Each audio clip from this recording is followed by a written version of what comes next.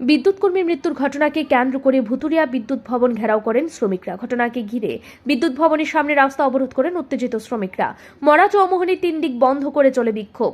পরিস্থিতি সামাল দিতে বিদ্যুৎ ভবনের সামনে প্রচুর পুলিশ মোতায়েন। বর্তমানে পরিস্থিতি নাকালের মধ্যে। গত 9 দিন ধরে বিদ্যুৎ কর্মী তাপস নম দাস জিবি হাসপাতালে ভর্তি ছিলেন। রবিবার তার মৃত্যু হয়েছে। মৃত্যুর খবর ছড়িয়ে পড়তে শ্রমিকরা জিবি হাসপাতালে এসে ভিড় জমায়। সেখানে ঠিকাদারদের মারধর করা হয়েছে। সেখান থেকে মৃতদেহ নিয়ে আসে ভুতুড়িয়া বিদ্যুৎ ভবনে। অফিসের ভেতরে মৃতদেহ নিয়ে সেখানে বিক্ষোভ প্রদর্শন করে মরা চৌমুহনীতে চলে রাস্তা অবরোধ। মনে করেন কালকে রুগীটা মারা গেছে, আমরা দুপুর থেকে বই এসেছি, কোনো সার টার কেউ কোনো ইয়ে নাই। আমরা 2-2.5 ঘন্টা আমরা জিবি গোলচক করে বইয়া সব অপেক্ষা করতেছে, সারটা রাইব, কেউ আসে না। না পারে আমরা লাস্টে কোর্পোরেটে গেছি, গিয়া হ্যাঁ সারটার হ্যাঁ বই এসেছি। হ্যাঁ গিয়ে ধরছি, ধরার পরে সে কইছে যে তার আগে কাজটা শেষ করতে তো সব কিছু ব্যবস্থা আছে। হ্যাঁ, ওইখানেও মিডিয়া আপনার ভাই গেছিলো, যাওয়ার পরে কইছে যে হ্যাঁ তার একটা ফ্যামিলির একটা পেনশনের ব্যবস্থা করবো, হ্যাঁ গ্রুপ ইন্স্যুরেন্স থেকে এটা কইছে। আর ইএসআই থেকে যে খরচ টরচ হয়েছে এটা তারা চিকিৎসা তো আমরা ইএসআই কার্ড দিয়ে ফ্রিতে করা হয়েছে। হ্যাঁ, কিন্তু স্যার তারা কইতেছে টাকা খরচ হয়েছে। আমার হিসাবে টাকা কোনো খরচ হয়েছে না।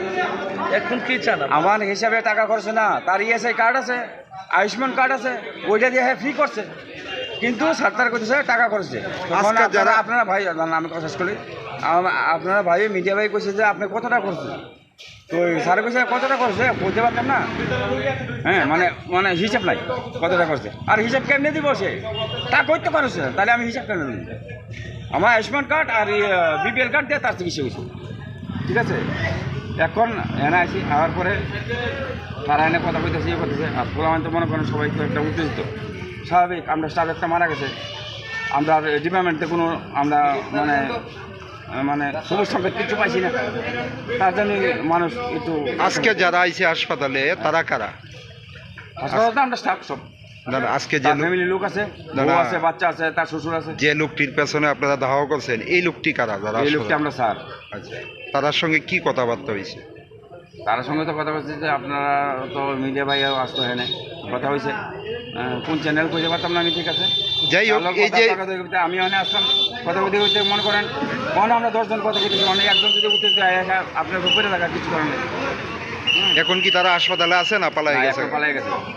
এ বিষয়ে এক বিদ্যুৎ কর্মী বলেন, তারা জীবন বাজি রেখে কাজ করে চলেছেন। যে কোনো মুহূর্তে তাদের প্রাণহানি হতে পারে। কাজ করার সময় তাদেরকে সুরক্ষার জন্য কিছুই দেওয়া হয় না। সবচেয়ে বড় কথা, যারা এই প্রতিবাদ করবেন তাদেরকে বিতাড়িত করা হয়। ফলে পেটের তাগিদে কেউ এই বিষয়ে মুখ খুলতে চায় না।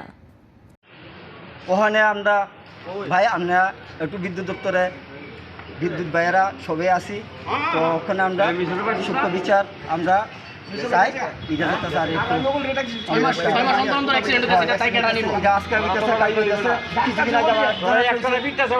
এই যে আপনারা কাজ করেন প্রতিনিয়ত দিন রাত বা 24 ঘন্টা কাজ করেন, আপনাদের কোনো সুরক্ষা বেল্ট বা সেফটি বেল্ট দেওয়া হয় দপ্তর থেকে, বা কোনো ধরনের ট্রেনিং দেওয়া হয়, সেফটি ট্রেনিং দেওয়া হয়?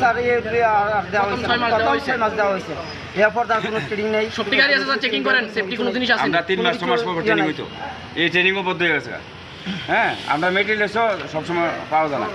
হ্যাঁ, আট কাঠ নাই, মনে করেন সিঁড়ি লেগা কইতে হ্যাঁ, মনে করেন সিঁড়িটা ভাঙা সিঁড়ি হইতে রিক্স।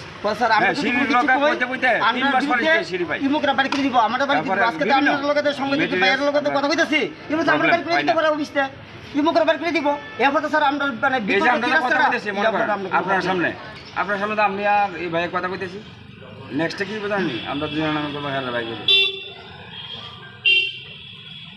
কোনো বিরোধিতা করতে পারেন না আপনারা? না। নিহত বিদ্যুৎ কর্মীর পরিবারকে পেনশনে ব্যবস্থা করায় এককালীন 10 লক্ষ টাকা ক্ষতিপূরণের দাবি জানিয়েছেন বিদ্যুৎ কর্মীরা। বিদ্যুৎ কর্মী তাপস নম দাসের বাড়ি বিশালগড় নেহাল চন্দ্রনগর এলাকাতে। ব্যুরো রিপোর্ট, ঋদ্ধি নেটওয়ার্ক।